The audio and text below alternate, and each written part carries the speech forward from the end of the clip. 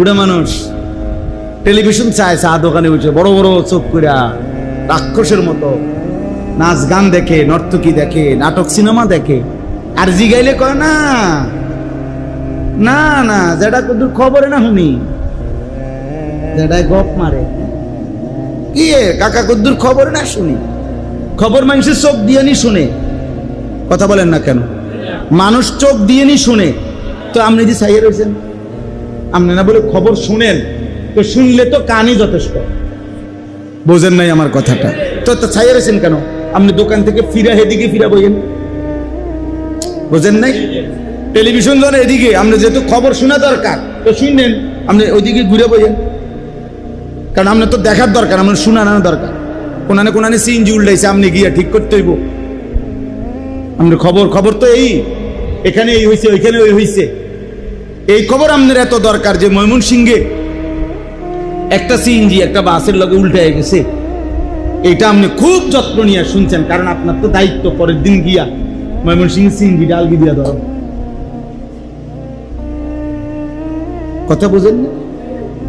নোয়াখালীর বাসের খবর আপনি নিলেন, আপনার নিজের খবর আখিরাতের খবর নিলেন না। আপনার ছেলের খবর নিলেন না, মেয়ের খবর নিলেন না। সারা বাংলাদেশের সব খবর কোথায় কোথায় কি হইতেছে আপনি জানেন। আপনার ছেলে আপনার ঘরে ফজরের নামাজ পড়ে না, আপনি জানেন না। আপনি মস্কারি করেন, আপনার পুত্রের বউ, ছেলের বউ প্রত্যেক দিন বেপর্দা, আপনি বোঝেন না। আপনি বসে বসে আপেল খান আর মালটা খান, পান খান আর গপ মারেন।